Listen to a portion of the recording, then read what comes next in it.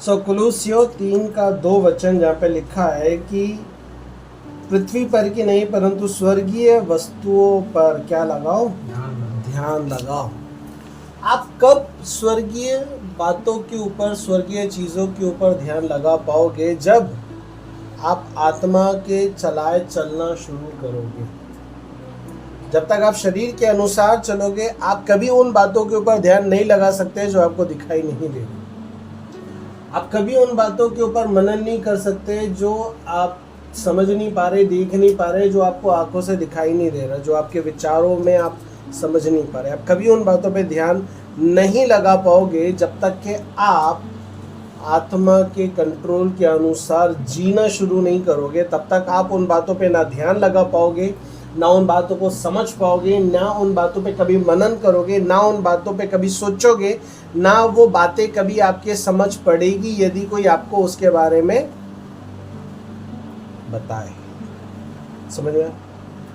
जब आप आत्मा के चलाए चलना शुरू करेंगे तब आप उन बातों पे ध्यान लगा पाओगे, और जब आप उन बातों पे ध्यान लगा पाओगे तब आप उन चीज़ों को समझ पाओगे, और जब आप समझोगे तब आप उसके अंदर कार्य भी कर पाओगे। जैसा पिछले संडे मैंने बताया कि किस तरीके से शरीर की अभिलाषाओं में आप जब जीते हैं, आप कभी आत्मा के चलाए नहीं चल सकते।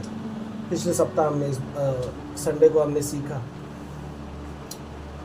और जब आप आत्मा के चलाए चलना शुरू करते हो तब आप एक अलग चाल चलते हो। आप एक ऐसी जिंदगी जीना शुरू करते हो जो आपकी पहली जिंदगी से अलग होती है। आपकी सोच अलग होती है, आपकी बातें अलग होती है, आपका चाल चलन, आपका देखना, आपका चलना, आपका रहना, सब कुछ क्या होता है, अलग होता है पूरी तरीके से। प्रभु का धन्यवाद। जब आप आत्मा के चलाए चलते हो, आप किसी से मेल नहीं खाओगे, संसार के लोगों से आप मेल नहीं खाओगे। और संसार के लोग जब आपको देखेंगे वो बोलेंगे यार ये हमारे जैसा नहीं है, ये हमसे अलग है, इसकी बातें हमसे अलग हैं, इसके विचार हमसे अलग हैं, इसका जीवन हमसे अलग है, इसका देखना, इसका सोचना, इसका चलना, इसका रहना, सब कुछ हमसे क्या है। लोग उस बात को नोट करेंगे। पहले नोट नहीं कर रहे थे क्योंकि आप उनमें से थे, इसलिए उनके अनुसार आप चल रहे थे। लेकिन जैसे ही आप परमेश्वर की उपस्थिति में आते हो, आत्मा के अनुसार चलना शुरू करते हो, लोग जो है कंप्लेंट करना शुरू करते हैं और बोलते हैं यार अब वो हमारी बिराबरी से अलग हो गया। अब वो हमसे मेल नहीं खाता। घर में भी करेंगे, घर में भी करेंगे, बाहर के तो करते ही करते हैं, घर वाले भी करते हैं। क्यों? क्योंकि घर वालों को पसंद नहीं है। क्यों पसंद नहीं है उसका रीजन है, मैंने पिछले संडे को ही बताया। रीजन क्या है? रीजन ये है उनके पीछे एक आत्मा काम कर रही है जिसमें पहले आप और मैं भी थे, अपनी मर्जी के अनुसार चल रहे थे। समझ में आया? लेकिन जब आप परमेश्वर के पीछे और परमेश्वर की आत्मा के मुताबिक चलना शुरू करते हैं, घर वालों के पीछे जो आत्मा काम कर रही है वो अलग है, आपके अंदर जो स्पिरिट काम कर रही होती है वो अलग है, क्योंकि आपके ऊपर जो स्पिरिट काम कर रही है वो स्वर्ग से उतर करके आई है। और उनके पीछे जो स्पिरिट काम कर रही है वो पूरी दुनिया को क्या करके रखा है, भरमा करके रखा है। इधर आ जाओ। पूरी दुनिया को क्या करके रखा है उस स्पिरिट ने, भरमा करके रखा है। इसलिए वो स्पिरिट से जब आपका टकराव होता है वो देख पाते हैं यार ये अलग है। क्या बता रहा हूं मैं आपको कि किस तरीके से जब आप परमेश्वर की आत्मा के चलाए चलते हैं आप संसार से अलग दिखने लगते हैं। जब आप अलग दिखने लगते हैं तो संसार के लोग आपसे अलग होना शुरू होते हैं, आपका विरोध करना शुरू होते हैं और आपके साथ में रहना पसंद नहीं करते, आपको सुनना पसंद नहीं करेगा। क्यों? क्योंकि आपने चुनाव किया है आत्मा के चलाए चलने का, आत्मा के चलाए चलने का चुनाव किया है आपने। और जब आप आत्मा के चलाए चलने का चुनाव करते हैं चैलेंजेस आते हैं, क्योंकि आपको अपनों का ही सामना करना पड़ता है सबसे पहले, भाव तो बाद में आते हैं। आपको अपनों का सामना करना पड़ता है। हो सकता है पत्नी को पति का सामना करना पड़े, पत्नी को पति को पत्नी का सामना करना पड़े, बच्चों को माँ बाप का सामना करना पड़े, या फिर माँ बाप को बच्चों का सामना करना पड़े। समझ पा रहे? क्यों? क्योंकि आपने अलग चलने का निर्णय लिया, आपने कुछ बदलाव लाने का निर्णय लिया, आपने एक ऐसे रास्ते को चुना है जो परमेश्वर की ओर जाता है, आपने एक ऐसे रास्ते को चुना है जो आपकी जिंदगी को संवारता है और आपके साथ साथ औरों की जिंदगी को संवारता है, क्योंकि आपने परमेश्वर के पीछे चलने का चुनाव किया। इसलिए आपने आत्मा के मार्ग को चुना है, और जब आपने आत्मा के मार्ग को चुना है, शारीरिक मार्ग के लोग ना आपको पसंद करेंगे, ना आप उनकी बात, उनकी सोच, उनके विचार को पसंद करोगे, लेकिन आपको पता होगा इनके पीछे कोई तो काम कर रहा है। क्यों? जैसे कि इफिसियों 2:2 में लिखा है, जिनमें तुम पहले इस संसार की रीति पर और आकाश के अधिकार के हाकिम अर्थात उस आत्मा के अनुसार चलते थे। अब देखो यहाँ पे वचन बड़ा स्पष्ट बता रहा है, इसको ध्यान से सुनो। उस आत्मा के अनुसार चलते थे जो अब भी आज्ञा न मानने वालों में कार्य करता है। कोई आत्मा है जो परमेश्वर की आज्ञा न मानने वालों के जीवन में काम करता है। उसमें दोनों लोग आते हैं, जो संसार के हैं और जो परमेश्वर के होते हुए भी परमेश्वर के नहीं हैं। परमेश्वर के तो हैं, लेकिन परमेश्वर के अनुसार जीवन नहीं जीते, परमेश्वर की आज्ञाओं का पालन नहीं करते। उनके ऊपर भी वो स्पिरिट कंट्रोल करती है जो संसार के लोगों के ऊपर क्या कर रही है? कंट्रोल कर रही है। आज्ञा ना मानने वाला, इसलिए उसने आज्ञा ना मानने वाला लिखा है, क्योंकि उसको पता है इसमें परमेश्वर के लोग भी आते हैं। समझ? आपकी मेरे जीवन में आपने निर्णय लिया है आत्मा के मुताबिक चलने का, आत्मा के मुताबिक चलने का निर्णय लिया है, तो आपको कई बार प्रॉब्लम्स आएगी। प्रॉब्लम्स क्या आती है? प्रॉब्लम्स आती है कि परमेश्वर के मार्गों पे चलना थोड़ा कठिन लगता है, मुश्किल होता है। प्रार्थना का जीवन, संगति का जीवन, पवित्रता का जीवन, परमेश्वर की आज्ञाकारिता के जीवन, परमेश्वर के पीछे बने रहने का जीवन क्यों कठिन लगता है? क्योंकि आप और मैं पहले से संसार में जी रहे थे। आपने मैंने संसार में कई प्रकार की बुराइयां की है, लेकिन वहां पे आपको मेरे को कोई रोकने और टोकने वाला नहीं था। तब कोई आपका दुश्मन नहीं था, तब कोई आपसे बैर नहीं करता था, तब सबको अच्छा लगता था। हाँ, आप ये करते रहो, हमको कोई आपत्ति नहीं है। लेकिन जब आप वहां से निकलकर एक अलग निर्णय लेते हैं कि अब मैं उस वापस रास्ते पे नहीं जाऊंगा, तो जो स्पिरिट उनके पीछे काम कर रही थी उनको अच्छा नहीं लगता। इसलिए कई बार आपने नोट किया होगा कि संसार के लोग नशे करते रहते हैं, तब लोग आपको मना नहीं करते। अच्छा है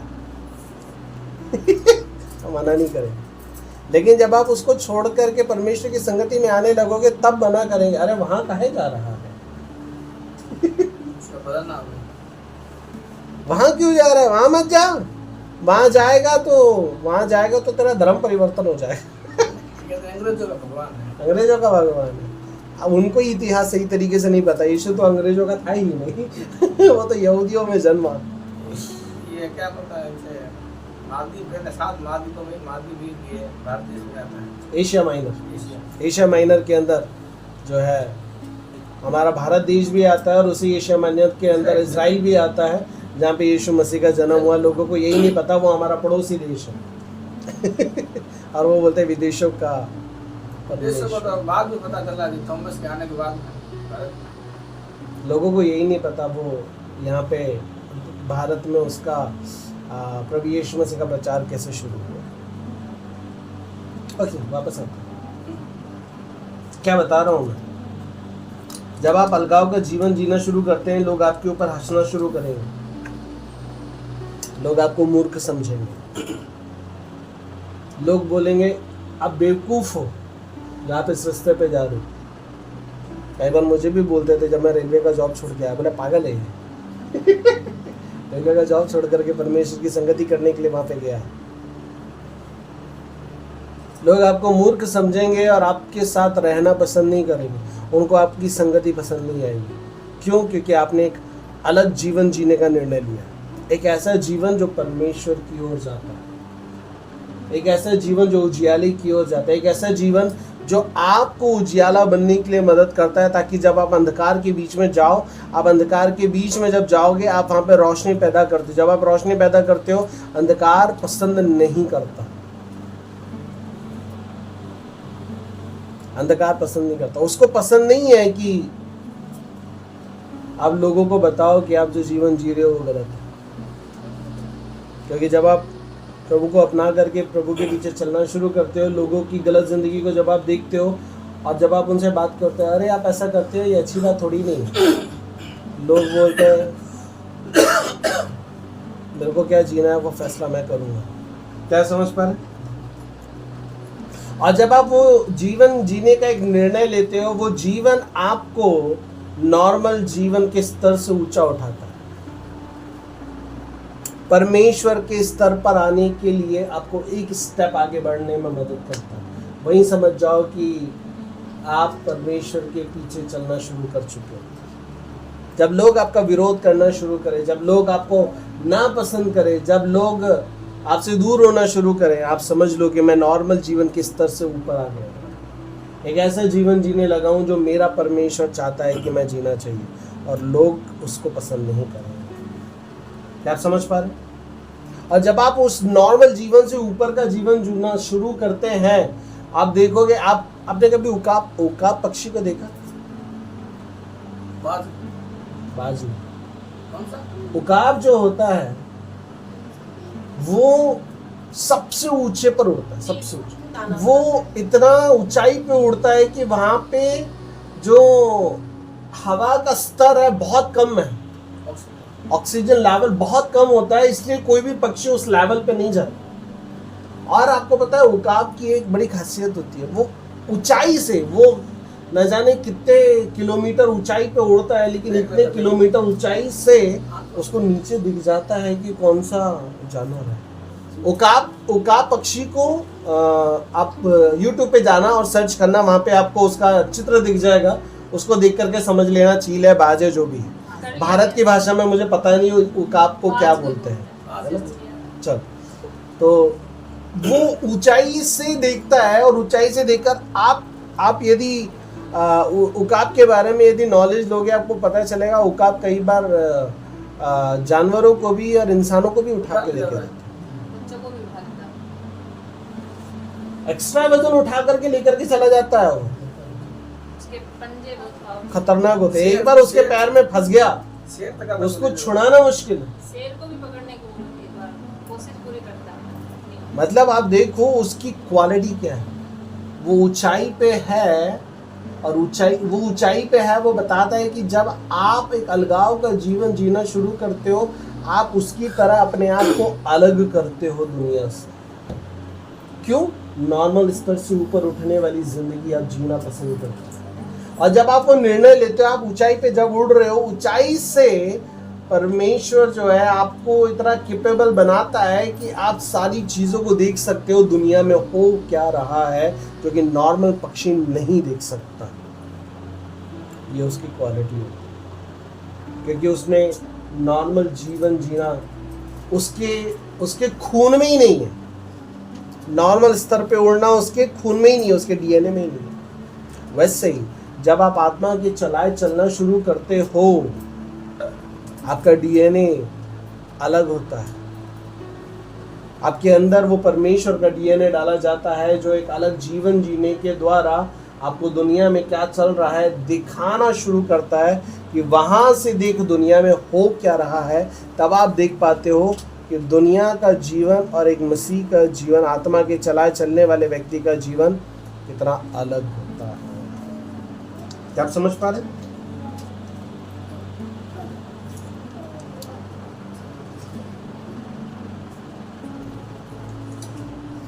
जो साधारण लोग नहीं देख सकते, वो आत्मा में चलने वाले लोग देख सकते हैं। जैसे कि उदाहरण के तौर पर बाइबल के अंदर एक व्यक्ति के बारे में लिखा है कि प्रभु यीशु मसीह नाव से उतर करके आया गनीसरत झील से, और जैसे वो एक जगह पे उतरा, वहाँ पे से वो आ ही रहा था कि इतने में दुष्टात्मा से एक ग्रसित व्यक्ति जो है दौड़ता हुआ प्रभु यीशु मसीह के पास आता है, और वो दुष्टात्मा ग्रसित व्यक्ति जो है बोलता है प्रभु मेरा तुझसे क्या काम है। बाइबल उसका इतिहास बताती है कि लोग उसे डरते थे, लोग उसको सांकलों में बांध करके रखते थे। लोग जो है वो व्यक्ति कहाँ रहता था? कब्रों के अंदर रहा करता था, वहां रहता था, गांव में नहीं रहता था। साधारण लोग गांव में रहते थे। एक आत्मा से ग्रसित व्यक्ति कहाँ रहता है? कब्रों में रह रहा। लोग डर रहे। बाइबल बता रही है सांकलों से बांधा जाता था। अब सोचो उस समय के अनुसार सांकल कितनी भारी रहती थी। आज की सांकलें तो थोड़ी नॉर्मल है। अब सोचो वो ओरिजिनल सांकल, मतलब लोहे की सांकलों को तोड़ देता था। अब उस हिसाब से आप सोच लो उसके अंदर कितनी शक्ति रहती थी।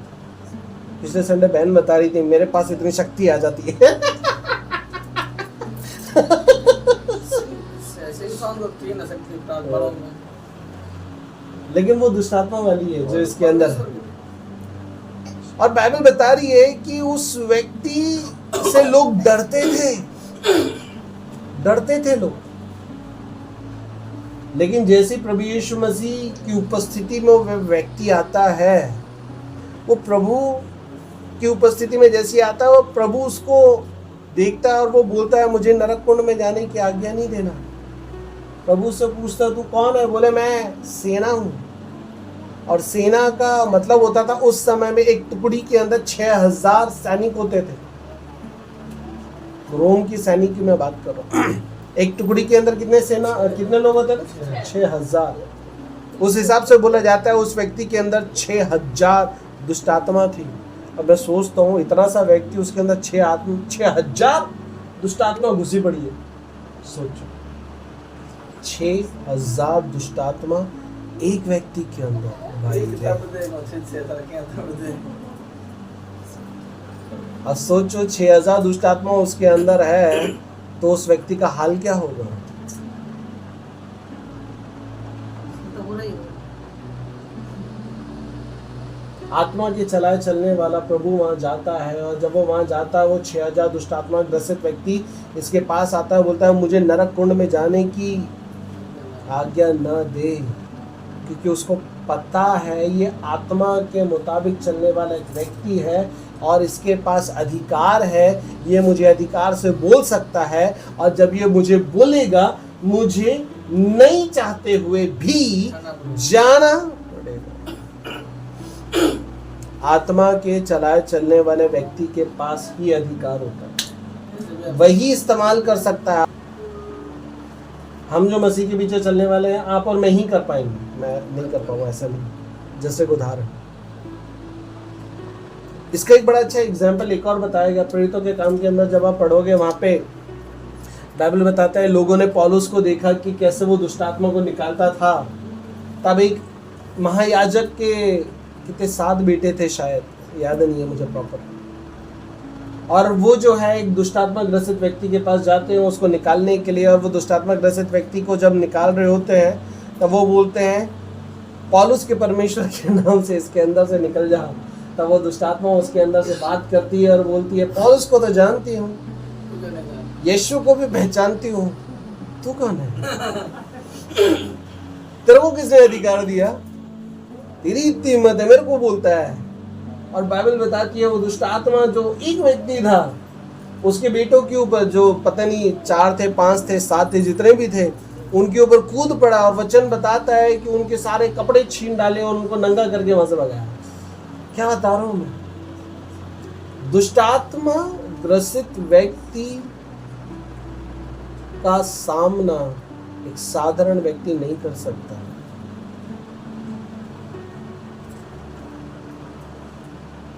बहुत समय पहले मेरे को याद है, जब मैं नागपुर में था, एक बहन आपके जैसे, आप ही के जैसे, आप जैसे नॉर्मल, एकदम नॉर्मल, उसको कम से कम 4 लोग संभाल रहे थे। ऐसे लंबे लंबे बाल, उसके बाल खुल गए उसके। वो ऐसी भयानक तरीके से कर रही है कि जो नया आया होगा वो तो 100% डर गया होगा। सबूत आ गया। और जब दुष्टात्मा उसके अंदर आई 4 आदमी, हट्टे कट्टे आदमी उसको संभाल नहीं पा रहे, ऐसे फेंक रही है वो। और जब प्रभु का दास उसके लिए प्रार्थना कर रहा है, प्रार्थना में आधा घंटा लगा होगा, आधे घंटे में वो स्त्री फ्री हो गई। ये है दुष्टात्मा ग्रसित लोग, जिसके जीवन पे वो शैतान जब कंट्रोल करता है वो ऐसा व्यवहार करते हैं। लेकिन जिसके पास अधिकार है वही उसको इजाजत दे सकता है कि इसके जीवन को छोड़ और जा, क्योंकि दुष्टात्मा को पता है किसके पास अधिकार है, किसके पास अधिकार नहीं है। यह अधिकार का खेल है। आत्मिक दुनिया में आपको नहीं पता दुष्टात्मा किसके जीवन में कंट्रोल कर रही है, आपके घर पे भी कर रही है। आप अपने घर की चीजों को देख करके समझ जाओगे। कई बार जब मैं प्रार्थना करता हूँ मैं फील कर पाता हूँ कि कुछ गड़बड़ है, मैं एहसास कर पाता हूँ इस घर के अंदर कुछ गड़बड़ है। क्यों? एक स्पिरिट के अनुसार चलने वाला एक व्यक्ति ही अनुभव कर पाएगा कि यहाँ पे कुछ गलत हो रहा है, एक गलत स्पिरिट यहाँ पे काम कर रही है। आप और मैं साधारण लोग यदि हैं, आप और मैं उस अधिकार में नहीं है, आप और मैं यदि उस स्पिरिट के अनुसार नहीं चल रहे हैं, आप और मैं नहीं समझ पाएंगे आपके जीवन में कौन कंट्रोल करने की कोशिश कर रहा है, आपके परिवार में, आपके इर्द गिर्द कौन कंट्रोल करने की कोशिश कर रहा है। समझ रहे? इसलिए आत्मा के चलाए चलना बड़ा इंपॉर्टेंट है। एक टेस्टमनी वापस याद आ रही मुझे, एक बहन के बारे में। क्रिसमस के समय में हम लोग कैरल निकालते थे हमेशा। कैरल क्या है ये मत पूछना, बाद में बताऊंगा। क्रिसमस के समय निकालते थे, तो जब हम कैरल लेकर के जा रहे थे तब एक फ़ोन आया, इमरजेंसी फ़ोन आया। बोले भैया एक बहन के ऊपर दुष्टात्मा जो है कंट्रोल करके बैठी है, जल्दी से आ जाओ। अब हम टेंशन में थे, हम कैरल लेकर के निकले, प्रार्थना करने के लिए निकल रहे हैं। कई घरों में हम जा रहे हैं, कई घरों को कर चुके हैं। तो हमारे साथ कम से कम 10-12 लोगों की टीम थी, और वो टीम भी हमारे साथ है। हमने गाड़ी हायर करी है और गाड़ी से जा रहे हैं इधर उधर। तो इमरजेंसी फ़ोन आया, वो कैरल को हमको एक घर में रोकना पड़ा कि आप रुको, यहाँ पे एक दुष्टात्मा का केस आया है, हम उसको सॉल्व करके आए। हम 2 प्रभु के जन लोग गए। रात का समय था, अंधेरा था, उस घर की लाइट भी इतनी सही नहीं थी, और वो जो बहन थी वो विश्वास में नहीं थी, लेकिन वो जानती थी कि परमेश्वर के लोग क्या काम करते हैं। तब किसी ने जब वो दुष्टात्मा उसके ऊपर कंट्रोल करी, उसके परिवार वालों ने हमको फ़ोन किया, बोले भैया जल्दी आओ। और वो पूरी हड़बड़ गड़बड़ कर रही थी। रात को 10, साढ़े 10, 11 बजे के आसपास जब हम उस घर के अंदर गए, वो बहन जो है आपसे भी कई गुना ज़्यादा हेल्दी, आपकी मम्मी एकदम वैसी तगड़ी एकदम। अब उसके लिए प्रार्थना कर रहे हैं। अब उसको क्या लोग संभालेंगे, इतनी भयानक है वो। और उसके लिए प्रार्थना करी। प्रार्थना करने के बाद प्रभु का धन्यवाद, परमेश्वर ने उसको जल्दी फुर्सत किया, 15-20 मिनट के अंदर वो फ्री हो गई। फ्री होने के बाद हम अपना कैरल वैरल लेकर के चले गए। अगले दिन क्रिसमस की प्रेयर थी, 25 तारीख का प्रार्थना था। 25 तारीख की प्रार्थना में हमने उस परिवार को इन्वाइट किया कि प्रार्थना के संगति में आना, वहाँ पे वापस हम प्रार्थना करेंगे। संगति हुई, संगति के बाद सब हम लोग से मिलने के लिए आए, मिल मुला करके सब लोग चले गए। तब वो प्रभु के जन को मैंने बोला, वो कल रात को जिस बहन के लिए हमने प्रार्थना करी थी वो नहीं दिखाई दे रही। बोले अभी तो आकर के आपसे हाथ मिला करके गई है, हमसे हाथ मिला के गई। तो नहीं आई है वो। बोले हाँ, अपन दोनों साथ में ही खड़े थे, मेरे से भी मिला करके गई है। अच्छा कौन है वो, दिख रही है? मैं उसको देख के शॉक्ड हो गया। क्यों? क्योंकि जब हम प्रार्थना करने गए थे तब वो अपनी मम्मी की तरह थी, लेकिन जब वो मिलने के लिए आई तो इसकी तरह थी।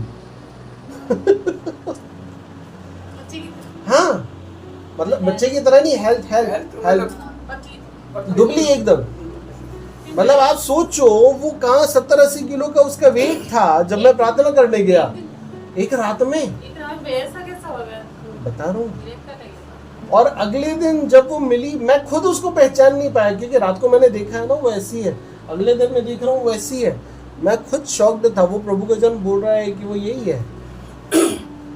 मैं खुद डाउट में आ गया। वो व्यक्ति तो जानता था उसको, क्योंकि वो डेली मिलता था उसे, क्योंकि वो उसकी बेटी की टीचर थी, वो सिखाती थी उसकी टीचर, तो वो तो डेली जाता था, मिलता था, उसको तो मालूम है। अब वो बोल रहा था मैं यकीन ना करूं, कैसे पॉसिबल है? थाने पे गए। क्या समझ रहे? मैं आपको ये बताना चाह रहा हूं, जब आप आत्मा के चलाए चलते हैं, परमेश्वर आपको अधिकार देता है। जब वो आपको अधिकार देता है, उस अधिकार का जब आप इस्तेमाल करते हो, दुष्ट आत्मा को ना चाहते हुए भी उस जगह को छोड़ के जाना होता है। इसका मतलब क्या है? आप एक जगह हो जिसके अंदर या तो परमेश्वर का आत्मा कंट्रोल कर सकता है, रह सकता है, या तो कोई और रह सकता है। समझ पा रहे क्या? इसलिए वचन जो आज मैंने शुरुआत किया है कि स्वर्गीय बातों की ओर, स्वर्गीय चीजों की ओर अपने ध्यान को लगाओ। स्वर्ग से आत्मा उतर करके आपके ऊपर आया है और वो चाहता है कि उस आत्मा के ऊपर आप ध्यान लगाओ और उसके अनुसार आप बढ़ो और ढलो और चलो। उसके बिना नहीं हो सकता। क्या आप समझ रहे? आप बुलाए गए हैं आत्मा के अनुसार जीने के लिए, आत्मा के अनुसार चलने के लिए, आत्मा के अनुसार रहने के लिए, आत्मा के अनुसार सोचने और अपने जीवन को बिताने के लिए।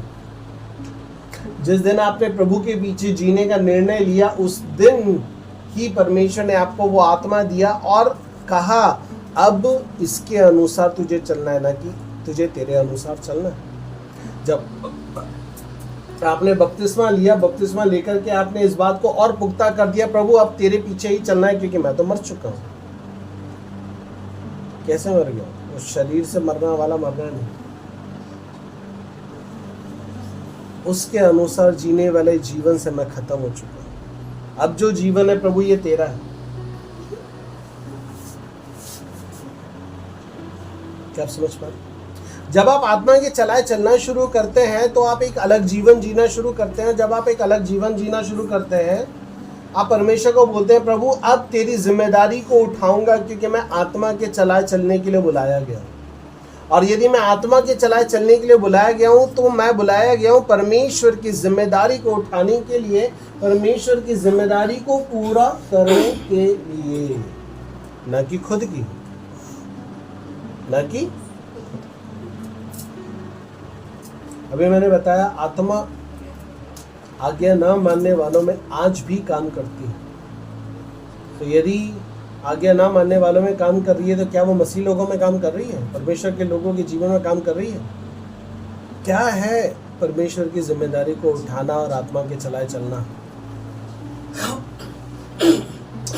आत्मा के चलाए चलने का मतलब है अपनी भावनाओं को दबाकर परमेश्वर के वचन को सर्वोपरि रखना, अपनी इच्छाओं को दबाकर परमेश्वर के वचन के अनुसार उन इच्छाओं को लेकर के आना,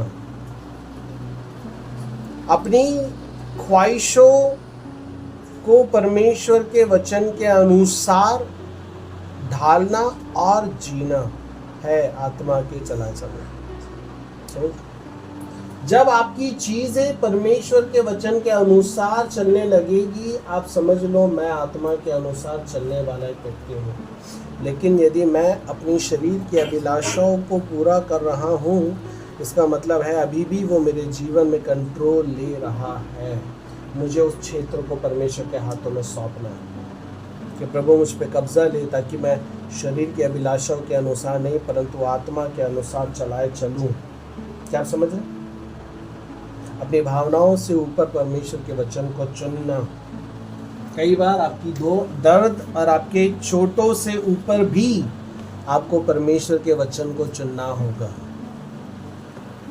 कई बार कठिन होगा, क्योंकि यही है आत्मा के चलाए चलना। आत्मा के चलाए चलना मतलब अपनी अभिलाषाओं को खत्म करना, आत्मा की अभिलाषाओं को पूरा करना। सिंपल। अपनी अभिलाषाओं को खत्म करने का मतलब है कि कई बार मेरे जीवन में, कई बार आपके मेरे जीवन में कई बार क्या होता है ना, जब आप और मैं किसी प्रकार की प्रॉब्लम में होते हैं, आप और मैं प्रार्थना छोड़ देते हैं, भैया मन नहीं लगता, राइट? होता है। यहां पे आप किसको मौका दे रहे हैं? शरीर को, जो उस सिचुएशन को क्रिएट किया है उसको, या फिर परमेश्वर? दुष्ट कुछ भी हो। बिल्कुल, वरना करना दुष्ट। क्योंकि जब आपके लाइफ में किसी प्रकार की प्रॉब्लम आती है और आप प्रार्थना के जीवन को छोड़ देते हैं, आप ये बताना चाह रहे हैं कि प्रभु प्रभु कमजोर मेरी- और दुष्ट हाँ, है ये। मेरी चोट बड़ी है तेरे साथ में उपस्थिति में बैठने से ज्यादा, तेरी उपस्थिति से ज्यादा बड़ा वो चोट है, तेरी उपस्थिति से ज्यादा बड़ी ये समस्या है, तेरी उपस्थिति में आने से ज्यादा बड़ा ये सिचुएशन है। आप इस बात को बोल रहे हो अपने कार्यों के द्वारा, अपने कार्यों के द्वारा। लेकिन यदि आप अपनी उन सिचुएशन में भी अपने डेली रूटीन को कंप्लीट करते हैं, प्रार्थना में बने रहते हैं, परमेश्वर की उपस्थिति में बने रहते हैं, खुदा की उपस्थिति में चलते रहते हैं, कुछ एहसास नहीं भी हो रहा है तो भी चलते रहते हैं। कई बार आप प्रार्थना करोगे और आपको फील नहीं होगा कि खुदा की उपस्थिति मेरे साथ है कि नहीं है, तब भी प्रार्थना करते रहना, आत्मा के चलाए चलना है। ज़रूरी नहीं आप हर बार परमेश्वर की उपस्थिति का अनुभव करोगे, क्योंकि जब आप परमेश्वर के अनुभव में बढ़ रहे हो, आपके अनुभव भी बदलेंगे, सेम अनुभव नहीं रहेंगे। समझ?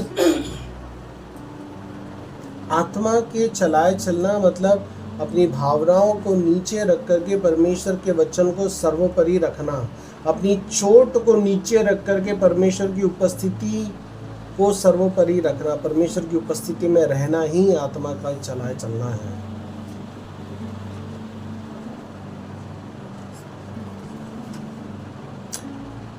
जिस तरीके से इफिसियों 2:2 में कह रहा है कि आज्ञा ना मानने वालों में आज भी वो कार्य कर रहा है। परमेश्वर की बातें जो मुझे करने के लिए बोली गई है, यदि मैं उसको नहीं कर रहा हूँ, इसका मतलब ये है मैं आज्ञा ना मान रहा हूँ। आज्ञा नहीं मान रहा हूँ, इसका मतलब ये है कि मैं उसको मौका दे रहा हूँ कि तू मेरे जीवन पे कंट्रोल ले। सिंपल। और ये यदि आप इसको बदलोगे नहीं तो वो आपके जीवन में कंट्रोल करता रहेगा।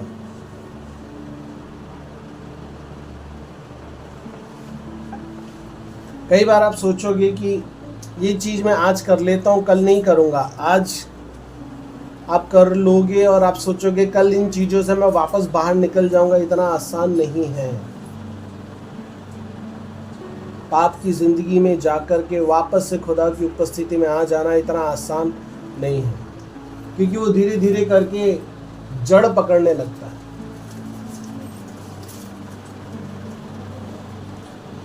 जब मैंने पेड़ लगाया, मानो मैंने बीज डाला, पेड़ लगा, वो उगा, बाहर आया, तब उसको उखाड़ना आसान है, या फिर जब वो पूरा पेड़ बन जाएगा तब उखाड़ना आसान है? बताओ। तब आसान है? नहीं, आसान कब है उसको उखाड़ना? जब वो पैदा हुआ है तब वो छोटा सा है, तब उसको उखाड़ना आसान है, या फिर जब वो बड़ा हो गया है, अब वो एक बड़ा पेड़ बन गया, तब उखाड़ना आसान है? छोटे पे और पर डिपेंडेंट है। जब वो छोटा है तब आप उसको हाथ से पकड़ के ऐसे उखाड़ सकते हो। जब पेड़ बन जाएगा तब उखाड़ पाओगे। जब वो छोटा है तब आप उसको उखाड़ सकते हो आसानी से। तो सुन रहे हैं? तब उसको उखाड़ना आसान। वैसे ही आपकी जिंदगी में जब आप कुछ गलत कर रहे हो, आपको दिख रहा है, उस वक्त ही निर्णय लो, प्रभु मैं ये नहीं करना चाहता। लेकिन यदि आप उसको कंटिन्यू करते रहोगे और सोचोगे अरे कल निकल जाऊंगा, धीरे धीरे उसकी जड़ वो पसारते रहेगा, फिर आपको उन चीज़ों से निकलना मुश्किल हो जाए। फिर आप उसको नहीं निकाल पाओगे अपने जीवन से, फिर कठिन हो जाएगा आपको आत्मा के चलाए चलना, तब कठिन हो जाएगा उस स्पिरिट के ऊपर कब्जा लेना। आपको समझ पा रहे हैं क्या? इसीलिए परमेश्वर बोलता है कि मैंने सांप और बिच्छुओं को रौंदने का अधिकार दिया है, क्योंकि वो सांप और बिच्छुओं की स्पिरिट्स जो है वही दुनिया में कंट्रोल करती है। इसका मतलब ये नहीं है कि सांप और बिच्छू जो है वो दुष्ट आत्मा है, वो नहीं, वो शारीरिक बात नहीं कर रहा हूँ मैं, आत्मिक बात कर रहा हूँ। वैसा नेचर। सांप और बिच्छू जो जैसे कि उसको ऐसे समझो, कई बार जब आप प्रार्थना करोगे आप देखोगे कि सांप आ रहा है, आप देखोगे कि सांप की स्पिरिट, सांप काम कर रहा है। आप स्वप्न में देखोगे, कई बार आप दर्शन में देखोगे, वो सांप जो है वो दुष्टात्मा को प्रदर्शित करता है, बिच्छू जो है दुष्टात्मा को प्रदर्शित करता है। एक बार एक प्रभु का जन अपना एक अनुभव शेयर कर रहे थे और वो बता रहे थे, बोले मैं प्रार्थना कर रहा था, मैंने देखा कि शहर में बहुत सारे सांप घूम रहे हैं। दर्शन में देखा उस दिन, उसने देखा कि उस शहर को वो सांप जो है पूरा इधर उधर घूम रहा है, कंट्रोल करने की कोशिश कर रहा है, और वो व्यक्ति जो है वो जा रहा है उसके सिरों को कुचल रहा है। इसका मतलब ये है सांप जो है उस दुष्टात्माओं को दिखा रहा है जो शहर के ऊपर कब्जा करने की कोशिश कर रहा है, कब्जा किए बैठा है और वो अपने राज्य में आराम से टहल रहा है, लेकिन ये व्यक्ति जा रहा है और उसके सिर को कुचल रहा है, बोल रहा है ये एरिया मेरा है, तेरा नहीं है, ये एरिया मेरे परमेश्वर का है, तेरा नहीं है, आज के बाद यहाँ पे नहीं आना। उसके सिर को कुचल करके वो दूसरों को भी बता रहा है तुम लोग भी यहाँ पे मत आना, यदि आ गए तो पैरों तले रौंद दूंगा। यदि आप उस सांपों को अपने सपनों में देखो तो समझ जाओ ये दुष्ट आत्माएं हैं। इसलिए बोलता है सांप और बिच्छुओं को ऊपर मैंने तुम्हें अधिकार दिया, सांप और बिच्छुओं के ऊपर मैंने तुमको अधिकार दिया। आपको अधिकार मिला है कि आप दुष्ट आत्माओं को कंट्रोल कर सको, लेकिन आत्मा के चला चलने के माध्यम से होगा। आप समझ रहे हैं? उस आत्मा को निकाल सकते हैं, खत्म नहीं कर सकते। हाँ, खत्म करने का अधिकार नहीं। दुष्टात्मा आप खत्म नहीं कर सकते। दुष्टात्मा को आप नरक में जाने की भी इजाजत नहीं दे सकते। यदि आप शरीर में किसी सांप को देख रहे हो तो ये मत समझो ये दुष्टात्मा घूम रहा है। शरीर में यदि आप किसी बिच्छू को देखो तो ये मत समझना है दुष्टात्मा घूम रहा है, वो जानवर है। मैं बात कर रहा हूँ स्वप्न के माध्यम से, दर्शन के माध्यम से। यदि आप ऐसा कुछ देखते हो या फिर आप किसी इंसान को ऐसा कुछ रिएक्ट करते हुए देखते हो जो कि सिम्टम्स है सांप के, बिच्छू के, कई बार बैल के, कई बार अलग अलग जानवर के, समझ लेना इसके ऊपर दुष्टात्मा कंट्रोल कर रही है। एक इंसिडेंट बताता हूँ। मैंने जहाँ से सबसे पहले शिक्षा ली थी बाइबल की, वहाँ पे एक व्यक्ति था, उसके अंदर बैल की दुष्टात्मा थी। किसकी? बैल की। वो व्यक्ति जो है चर्च के अंदर, उसके अंदर से दुष्टात्मा निकाल रहे थे, तो चर्च में पूरा चेयर लगा हुआ था चारों तरफ। तो जब वो दुष्टात्मा निकाल रहे थे तो वो बैल की तरह वो ऐसा ऐसा भागा और जो चेयर लगी थी सारी चेयर को ऐसा तितर बितर कर दिया। तो ऐसे जो है स्पिरिट्स जो है लोगों के ऊपर कंट्रोल करती है। क्या आप समझ रहे हैं? ये दुष्ट आत्माएं हैं जिनके ऊपर परमेश्वर ने आपको, मेरे को अधिकार दिया है कि आप इनको आत्मा में चलाए चलने के माध्यम से अधिकार ले, कंट्रोल ले और इनको बाहर निकालें। ओके, और आगे कुछ बातें मैं आपसे बताना चाहता हूँ। अपने सवाल जो है लिख करके या फिर अपने जहन में रखें। वचन खत्म होने के बाद, प्रार्थना खत्म होने के बाद अपन उस विषय में डिस्कशन करेंगे। सांप और बिच्छू जो है, जिस तरीके से मैंने कहा, यदि दुनिया में आप शरीर में उसको देखो तो ये मत समझना ये दुष्टात्मा है। शरीर में जो है वो जानवर है, तो दुष्टात्मा नहीं है। लेकिन यदि आप स्वप्न में, दर्शन में उन चीज को देखो तो समझ लेना कि यहाँ पर शैतान का काम जो है वह हो रहा है। अब जैसे कि एक और एग्जांपल देता हूँ। शारदा बहन का जो घर है, शारदा बहन के घर के पीछे जो है एक परिवार था, शारदा बहन की सास की बड़ी बहन का परिवार। उनके घर में जब हम प्रार्थना करने के लिए गए थे, वहाँ पे भी एक इंसिडेंट हुआ। यहाँ पे प्रार्थना चल रही थी और प्रार्थना के बीच में किसी ने देखा कि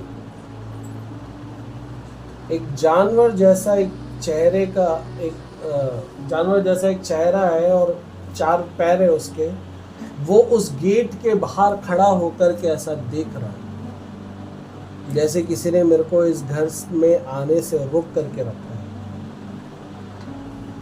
और वो दर्शन प्रार्थना में एक बहन ने देखा और देख करके, शारदा बहन नहीं देखा, और देखने के बाद प्रार्थना खत्म होने के बाद उसने बताया क्या है ये दिखा रहा था कि एक दुष्टात्मा जो है उसको जब उस घर से निकाला गया, वो उस घर के बाहर खड़ा था और देख रहा था कि इतने समय से मैं यहाँ पे कब्जा जमा करके बैठा था, किसी ने यहाँ करके मेरे को यहाँ से बाहर निकाल दिया, और वो गेट पे खड़ा है, अंदर नहीं आ पाया। ये किसको प्रदर्शित करता है? दुष्टात्मा। जब आप आत्मा में चलाए चलते हैं, परमेश्वर आपको ये अनुभव होने देगा। उसको बंद कर देना लगे। जब आप आत्मा में चलते हैं, परमेश्वर आपको ऐसे अनुभव देगा, सपनों के माध्यम से, दर्शनों के माध्यम से परमेश्वर आपको दिखाएगा और आप देख पाओगे कि ये सारी चीजें इस दुनिया में हो रही है।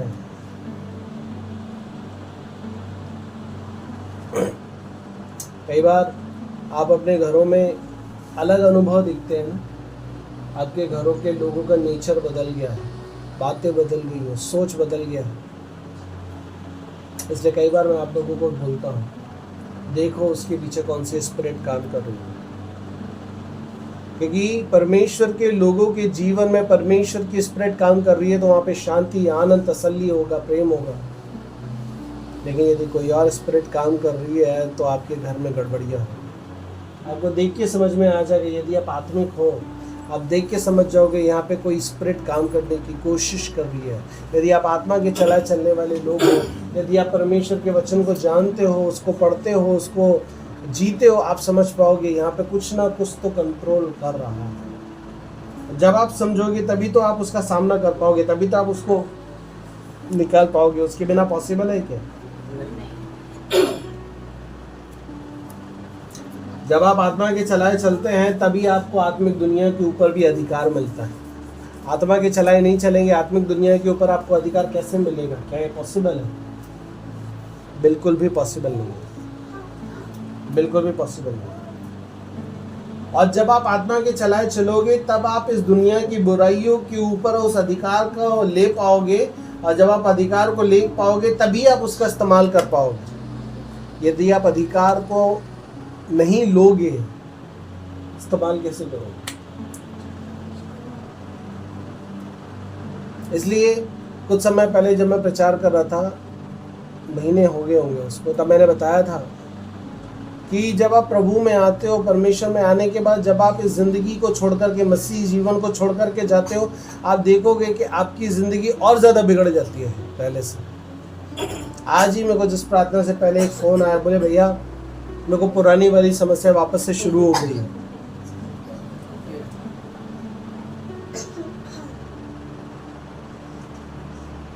ये मोस्टली गवाहियाँ मैंने सुनी है।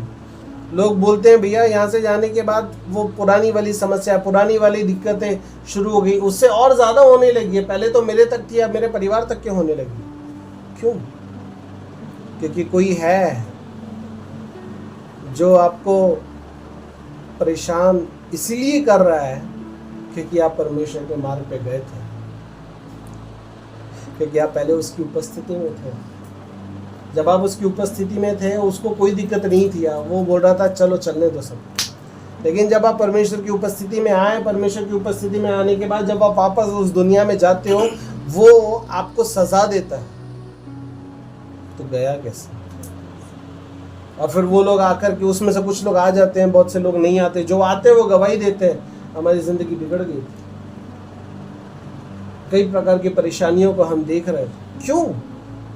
क्योंकि आप फिर गए, आपने वापस उसको अपने जीवन में कंट्रोल करने का मौका दिया। जब आपने वापस उसको अपने जीवन में कंट्रोल करने का मौका दिया, पहले सजा तो देगा ना, मेरे को छोड़ के गया क्यों?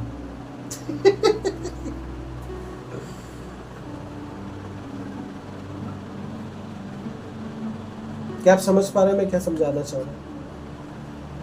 कि आत्मिक दुनिया कितनी वास्तविक है, भले ही वो आपकी नजर में आपको दिखाई नहीं देती, लेकिन एक्चुअली आत्मिक दुनिया ही आज की इस दुनिया को कंट्रोल कर रही है। वो दुनिया को कंट्रोल कर रही है। आपको क्या लगता है दुनिया में जो आज इतना अंधकार है, दुनिया में जो आज इतनी बुराइयां हैं, ये इंसानी है? नहीं है, ये शैतानी है। ये शैतानी है।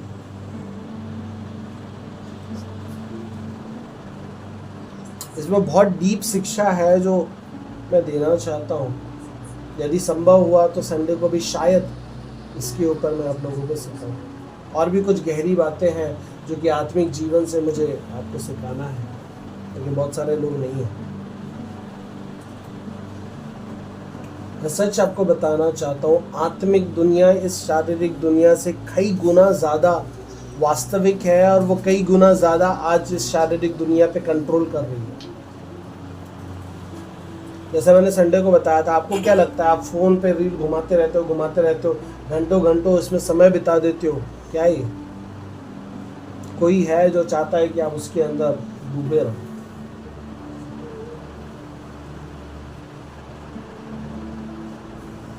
कोई है जो नहीं चाहता कि आप उन चीज़ों से बाहर निकलो? जब आप बाइबल पढ़ने जाओगे आपको बासी आएगी, जब आप बाइबल पढ़ने जाओगे आपको बोर लगेगा, जब आप वचन सुनोगे आपको बोर लगेगा, लेकिन आप घंटों घंटों फ़ोन चलाओगे, संसार की चीज़ें देखोगे, आपको बोर नहीं लगेगा। क्योंकि कोई है जो चाहता है कि आप उन रील्स में, आप उन मूवीज़ में, आप उन सीरियल्स में, आप उन चीज़ों में डूबे रहना है। वो नहीं चाहता आप प्रार्थना में जाओ, वो नहीं चाहता आप संगति करो, वो नहीं चाहता आप परमेश्वर की उपस्थिति में रहो। इवन आप लोग संगति में लेट आती हो, ये भी एक रोल है उसका, मजाक नहीं कर रहा, ये भी एक पार्ट है उसका। कोशिश तो करते जल्दी आने में, पता ही कौन ये भी पार्ट है उसका। वो चाहता मैं किसी भी रीति से इनके जीवन से कुछ तो भी चुरा करके रखना है। वो नहीं चाहता कि आप और मैं पूरी रीति से परमेश्वर की उपस्थिति में रहना, इसलिए वो नहीं चाहेगा आप समय पे हो,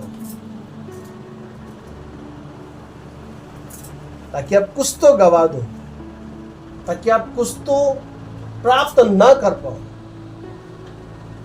समझ रहे? ये उसका एक जाल है, ताकि आप आत्मा के चलाए चलने वाली जिंदगी को ना जी सको, ना रह सको, ना उसमें पढ़ सको। वो नहीं चाहता। जब आपके जीवन में परमेश्वर की आत्मा प्रकट होगी तभी तो आप उसके सामर्थ्य के काम देख पाओगे। यदि आत्मा प्रकट नहीं होगी तो आप उसके सामर्थ्य के काम को कैसे देखोगे? यदि परमेश्वर की आत्मा आपके जीवन में होगी और आप उसको मौका दोगे अपने जीवन में जीने के लिए, तभी तो आप सामर्थ्य के काम कर पाओगे। अन्यथा क्या होगा? आप किसी के जीवन में देखोगे, अरे उसके जीवन में ये प्रॉब्लम है, हाँ वितिन भैया को फोन करो। क्यों? मैं नहीं कर सकता। क्यों नहीं कर सकता? क्योंकि मैं आत्मा के चलाए उतना चलता नहीं हूं। आप किसी के जीवन में देखोगे दुष्ट आत्मा, अरे मैं नहीं कर सकता, वितिन भैया को फोन करो। क्यों? क्योंकि आप आत्मा की उस हुजूरी में नहीं हो। क्या आप समझ रहे? मैं वास्तविक बातें कर रहा हूं। जब आप आत्मा के चलाए चलोगे तो आत्मा की प्रेजेंस आपके जीवन में होगी, और आत्मा की प्रेजेंस आपके जीवन में होगी तो चाहे दुष्टात्मा ग्रसित व्यक्ति हो, चाहे कोई बीमारी वाला व्यक्ति हो, चाहे किसी भी प्रकार की समस्या वाला व्यक्ति हो, आप बोलोगे यीशु के नाम में, उसको जाना होगा, उसको जाना होगा। लेकिन उस अधिकार को आपको कमाना होगा। यदि उस अधिकार को आप नहीं कमाओगे वो नहीं जाएगा। इसलिए जब पौलुस दुष्टात्मा को बोलता था इसके जीवन से निकल जाओ, वो निकल जाती थे। यीशु बोलता था वो निकल जाते थे। पतरस बोलता था वो निकल जाते थे। आपके और मेरे जीवन से नहीं होगा? बिल्कुल होगा।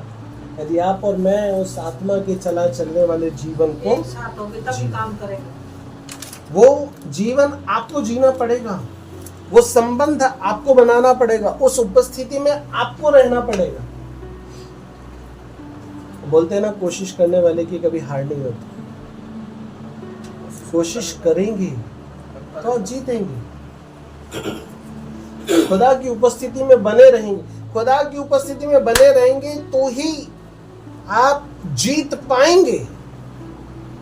उपस्थिति में बाहर जाने से थोड़ी नहीं जीत जाएंगे, उन चीजों से थोड़ी नहीं बाहर निकल जाएंगे। उसके लिए परमेश्वर के वचन में बने रहे, परमेश्वर की उपस्थिति में बने रहे। आपको पता है, आपके परिवारों का छुटकारा, आपके पड़ोसी का छुटकारा, आपके रिश्तेदारों का छुटकारा, आपके इर्द गिर्द के लोगों का छुटकारा आपके द्वारा है, लेकिन आप लोग खुद ही बैठे हो। कैसे होगा? जब आप उस सामर्थ्य में उठोगे, जब आप उस आत्मा में उठोगे, जब आप उस आत्मा में जीना शुरू करोगे, उस अधिकार को लोगे, तभी तो आप सामर्थी बनोगे। और जब आप सामर्थी बनोगे, आप दूसरों को उन चीजों से बाहर निकाल पाओगे। उसके बिना संभव है? बिल्कुल नहीं। क्योंकि यदि परमेश्वर के बेटे और बेटियां नहीं कर पाएंगे तो फिर कौन करेगा? यीशु थोड़ी नहीं आएगा करने। आपको मेरे को ही करना है। आपको मुझको ही वो जीवन को जीना है। आपको मुझको ही उस अद्भुत क्रिया को करना है। इसलिए मेरे प्रियो, आपको उठना होगा, आत्मा के चलाए चलना होगा, आपको परमेश्वर के वचन पर ध्यान देना होगा, उसकी आज्ञाओं का पालन करना होगा, उसकी उपस्थिति में रहना होगा, शरीर की अभिलाषाओं को खत्म करके परमेश्वर की मंशा को पूरा करने वाला एक व्यक्ति बनना होगा। तभी आप और मैं कर सकते हैं।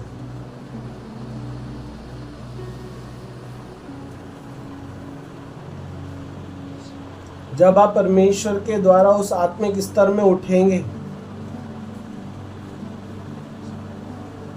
तभी आप उन कामों को खत्म कर पाएंगे जो कि शारीरिक है या फिर शैतान के द्वारा अंधकार की रीति से आपके और आपके परिवार में काम करने की कोशिश करें। यदि आप आत्मा में नहीं उठेंगे, यदि आप आत्मा में नहीं चलेंगे, यदि आप आत्मा के अनुसार जिंदगी नहीं बिताएंगे, आप एक विजयी जीवन नहीं जी सकते, छुटकारे का जीवन नहीं जी सकते, छुटकारा नहीं दिला सकते। जब तक आपका खुद का नहीं होगा, आप किसी को कैसे दिलाएंगे? यदि मुझे किसी को किन्हीं बातों से बाहर निकाल करके लेकर के आना है, पहले मुझे निकल के आना होगा।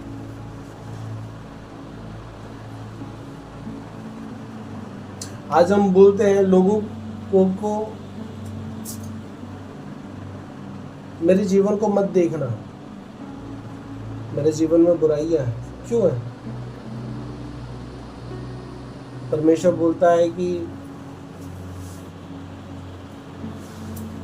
प्रभु मैं तो तेरे पास आता हूं, लेकिन ये इस दुनिया में है।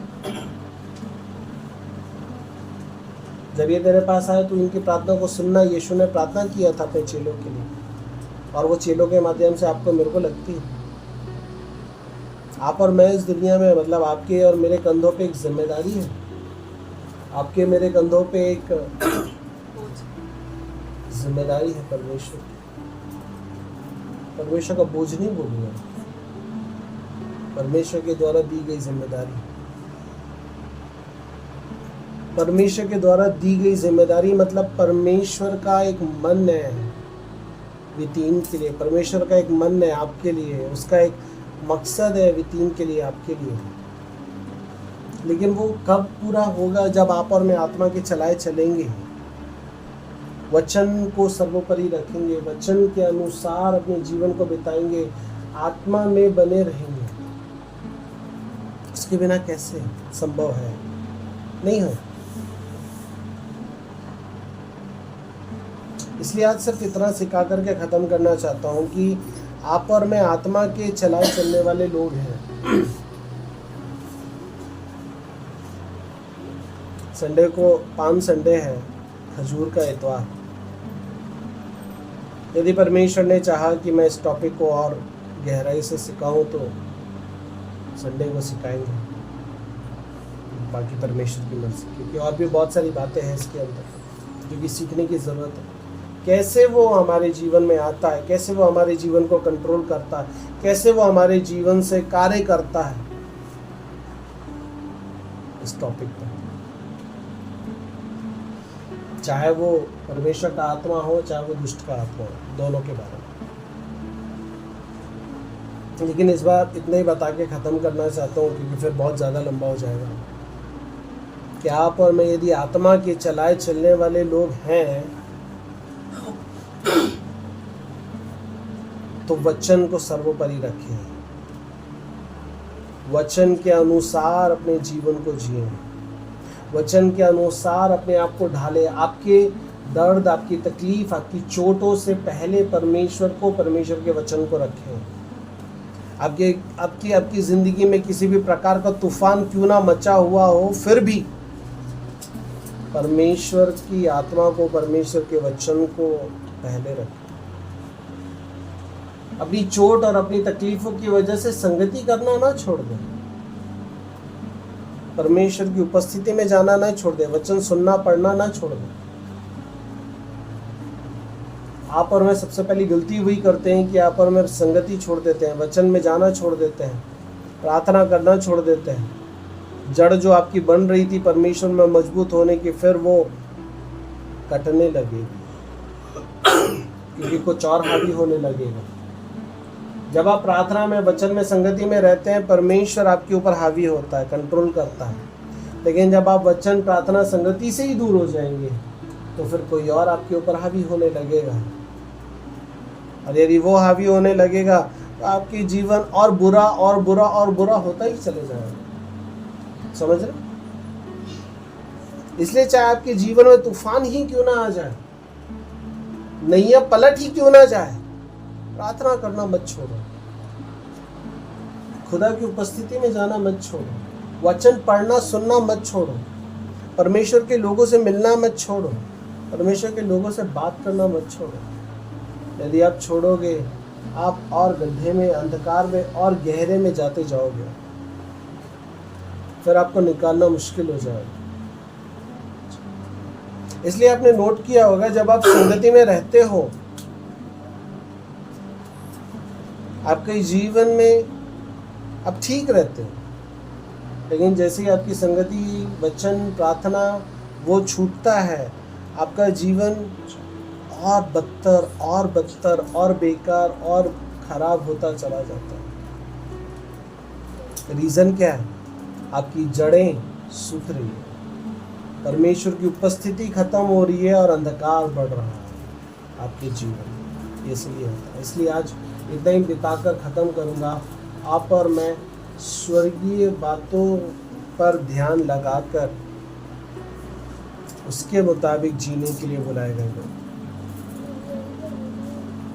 क्या कहा मैंने?